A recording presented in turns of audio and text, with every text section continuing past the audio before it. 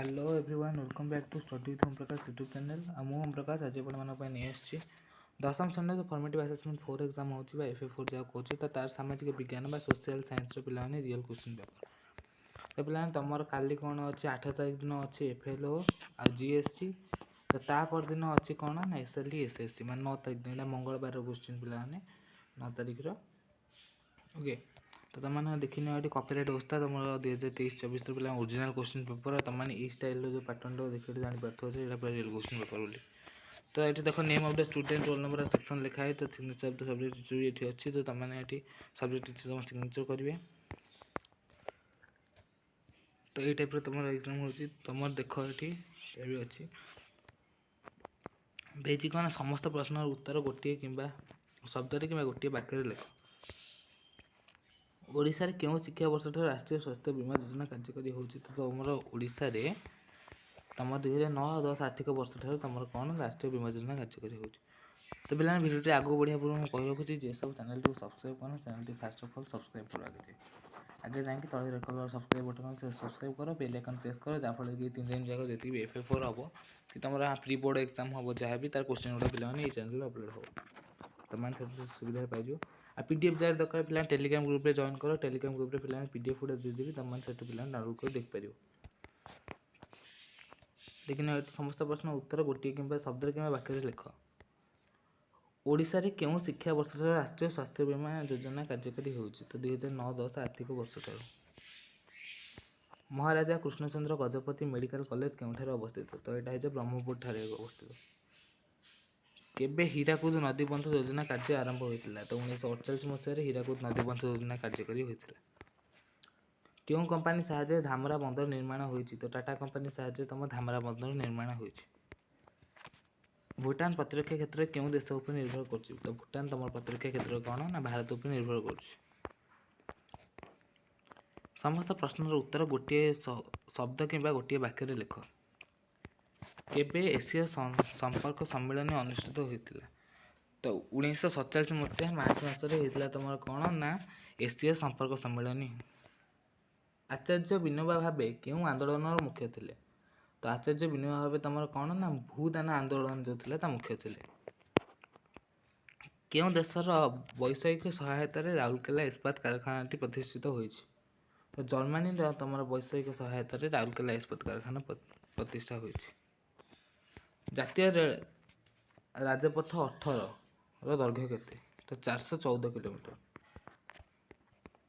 केबे चिरस्थायी बंदोबस्त प्रचलित होता तो 1793 मसीह चिरस्थायी बंदोबस्त प्रचलित होता गोटे शब्द कि वाक्य पुणी उत्तर लेख दी तुम जो दक्षिण पश्चिम रेलपथर मुख्य कार्यालय कौन अवस्थित दक्षिण पश्चिम रेलपथर तुम कौन हुगुल ठारे हूँ मुख्य कार्यालय अवस्थित वाणिज्यिक उद्वृत्ति क्या कहुए रप्तानी और आमदानी मध्य व्यवधान को वाणिज्यिक उद्वृत्ति कहुए तुम प्राकृतिक विपत्ति क्या कहुए जीवमंडल में क्षति घटाइबार सामर्थ्य थे प्राकृतिक दुर्घटना गुड़ी को प्राकृतिक विपत्ति कहुए विपत्ति शरीर स्पेलिंग भूल अच्छी विपत्ति स्पेलिंग हो देखनी ये विपत्ति ओके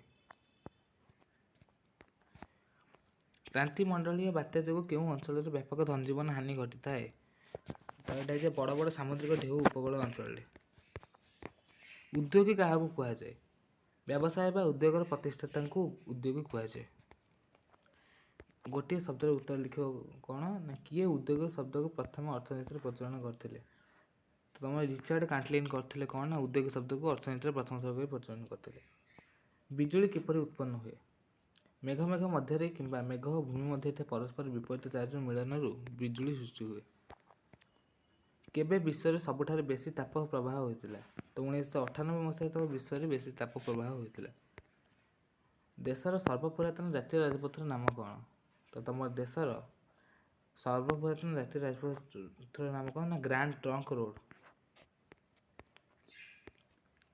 भारत में निर्माण कराई एक्सप्रेस हाईवे दैर्घ्य केते तो भारत में निर्माण करते एक्सप्रेस हाईवे दैर्घ्य हूँ 1652 kilometre FA4 social science page 3 देख तुम मल्टीपल असेसमेंट तुम एथर पड़े आसला तो multiple assessment unit time fast question देख ये कौन केबे ओडिशार प्रथम रेलगाड़ी चलता? तो 1853 मसीह चलता तुम ओडिशार प्रथम रेलगाड़ी। पंचपटमाणी बक्सारी खଣି केउं जिल्ला अवस्थित? एटा कोरापुट अवस्थित तुम। कौशल्यगंगा ठारे निर्मित केंद्रीय प्रकल्पटी कौन? केंद्रीय मधुर जल मत्स्य केंद्र कौशल्यगंगा निर्मित। कौशल्यगंगा। मिशन शक्ति कौन? महिला स्वयं सहायिका गोष्ठी गठन को मिशन शक्ति कहुए। यानगन पूर्व नाम कौन थिला? तो यानगन पूर्व नाम था रेंगुन। भारत में क्यों भाषार सबुठ अधिक संवादपत्र प्रकाश पाए? तो भारत में हिंदी भाषार सबुठ अधिक संवादपत्र प्रकाश पाए। भारत प्रवेश द्वार क्या कहुए? भारत प्रवेश द्वार मुंबई को कहुए। भारत में केते किलोमीटर व्यापी उपकूल रही? भारत में 7516 किलोमीटर ऊर्ध्व व्यापी उपकूल रही। केबे तितली महाबात्या संघटित होता? तो तितली महाबात्या तुम 2018 मसीह तुम संघटित होता। निजस्व अर्थ संबल विनियोग कौन कहुए? तो निजस्व अर्थ संबल विनियोग को स्व-अर्थ विनियोग कहुए। तो ये देखने ये मो कुड़िया योजना क्या उद्दिष्ट? बन्या, घर पोड़ी और हाथी उपद्रव द्वारा गृहशून्य मो कुड़िया योजना उद्दिष्ट। केंद्रीय धान गवेषणा केंद्र केउठारे और क्या द्वारा प्रतिष्ठा करा जायछि? तो केंद्रीय धान गवेषणा केंद्र तुम कौन ना कटक ठारे 1946 मसीह प्रतिष्ठा करा जायछि। अभावी बिक्री कौन और यही समस्या रक्षा पाइबा सरकार कौन करछन्ति? उत्पादित द्रव्य ठीक मूल्य बिक्री न होगा को अभावी बिक्री कहुए। यही समस्या रक्षा पाइबा सरकार सीधा सड़क कृषक मान धान संग्रह व्यवस्था करछन्ति। केबे और केउठारे भारत आणविक शक्ति परीक्षा करथिला?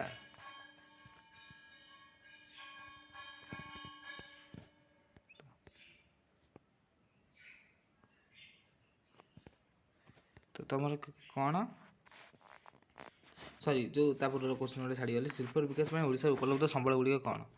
शिल्पर विकास में ओडिशा उपलब्ध संबल गुड़िक है जंगलजात द्रव्य, कारखाना उपयोगी कृषिजात द्रव्य, मानव संबल। केबे केउठारे भारत आणविक शक्ति परीक्षा कराइथिला? ना 1988 मसीह भारतर पोखरान ठारे आणविक शक्ति परीक्षा कराइथिला प्रथम थर।